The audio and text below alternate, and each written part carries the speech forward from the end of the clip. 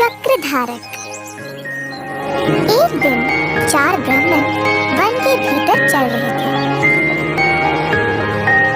कुछ देर उनको एक आश्रम नजर आया। उस आश्रम में रहते थे योगी भैरवानंदा। चारों ब्राह्मण उस आश्रम की ओर गए। योगी जी बाहर निकलकर पूछे, कौन हो तुम लोग और यहाँ क्यों आए हो? गुरुजी, हमने आपकी अनोखी शक्तियों के बारे में सुना है। आपसे मिलकर हम धन्य हुए। क्या आप हमें भी अपने चमत्कार दिखाएंगे? ये ब्राह्मण अच्छे इरादे से यहाँ आए हैं। मुझे इनकी सहायता करनी चाहिए। योगी जी आश्रम के अंदर गए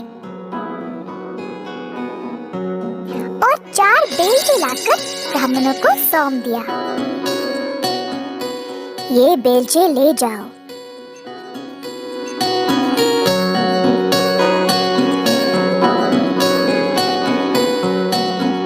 गांव के पास एक छोटा तालाब है और उस तालाब के साथ ही एक अंजीर का पेड़।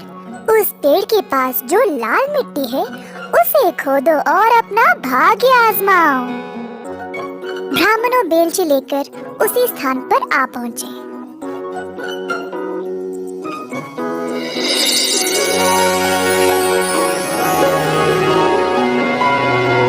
खोदते समय पहले वाले को एक तांबे की चट्टान मिली। ओह ओह, कमाल है, तांबे की चट्टान। चलो वापस चलकर इसको आपस में बांध लें।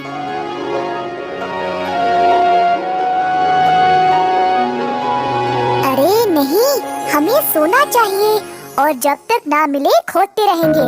तुम चाहो तो वापस जा सकते हो। पहला ब्राह्मण संतुष्ट था तो वो वापस चला गया।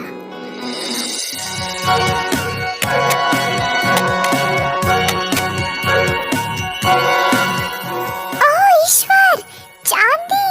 मैं बहुत भाग्यशाली हूँ। चलो इसको आपस में बांट ले। शायद योगी जी इसी खजाने के बारे में बात कर रहे थे।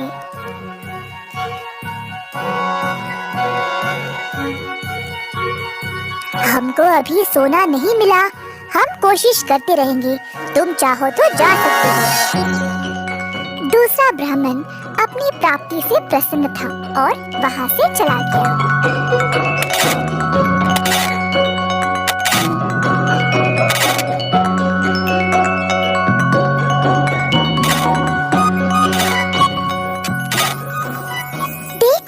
सोना मिल गया।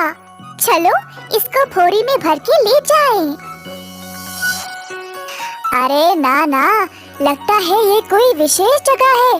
पहले तांबा, फिर चांदी, फिर सोना। अगर मैं और कोशिश करूं तो शायद मुझे हीरे मिल जाए। तुम जा सकते हो, मैं हीरे लेके ही वापस आऊंगा। इतने लालची भी मत बनो। अब अंत में कुछ नहीं मिलेगा। हमको इतना सब कुछ तो मिला है पहले ही। चलो चलते हैं। ना, मैं तो हीरे लेके ही आऊंगा, देख लेना। चौथा ब्राह्मण खोदता ही रहा। थक गया और देर भी हो चुकी थी, परंतु ब्राह्मण ने खोदना बंद नहीं किया। खोदते खोदते जमीन में एक बड़ा सा सुराख बन गया और अचानक से ब्राह्मण उसी में फिसल गिर पड़ा। खुद को उसने कोई अलग सी जगह में पाया। ऊपर उठा तो उसने एक आदमी को देखा जिसके सर पर एक चक्र घूम रहा था। ब्राह्मण हैरान रह गया। तुम कौन हो और यहाँ क्या कर रहे हो? और ये तुम्हारे सर पर चक्र क्या है? ब्राह्मण के ऐसा पूछते ही वो चक्र अब उसी के सर पर आ गया और घूमने लगा। ये क्या है? इस चक्र को मुझसे दूर करो। मैं कुछ नहीं कर सकता, ये सब ईश्वर के हाथ में है। इधर लालची लोग गिरते हैं, अब तुमको इस खजाने की रक्षा करनी पड़ेगी। तुम्हें ना भूख होगी ना प्यास, और ना ही तुम्हारी उम्र बढ़ेगी। मृत्यु से भी मुक्त रहोगे। पहले ये बताओ, मैं इस चक्र से मुक्त कैसे हो जाऊं? लालची लोग जब ज्यादा खोदने लगते हैं तो वे इधर गिर पड़ते हैं। कोई और तुम्हारी तरह इधर गिरेगा? अरे नहीं, इतनी बड़ी जिम्मेदारी, मैं इस चक्र का भार बर्दाश्त नहीं कर सकता। ये कब से तुम्हारे सिर पर था? नहीं पता। मैं कई वर्ष पहले यहाँ आया था, जब महाराज राम का राज चल रहा था। मुझे तांबा, चांदी और सोना भी मिला, परंतु हीरों की लालच में मैं भी फिसल गिर पड़ा। बस, मेरे पास बोलने के लिए और कुछ नहीं है।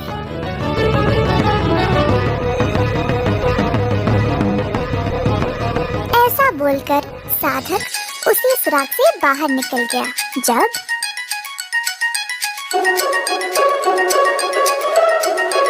वो तो यही खोज रहा था, पता नहीं कहाँ रह गया।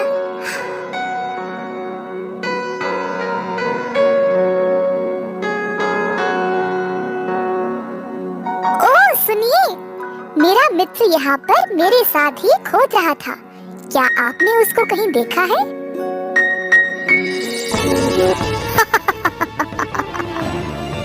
साधक हंसने लगा और तीसरे ब्राह्मण को सारी घटना सुनाई।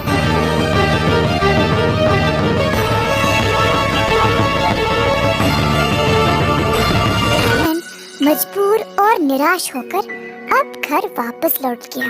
तांबा, चांदी और सोना मिलने के बाद भी तुम रुके नहीं। अगर हमारे साथ ही वापस लौट जाते तो ये सब नहीं होता। मुझे माफ कर दो दोस्त, अब मैं तुम्हारी कोई सहायता नहीं कर सकता।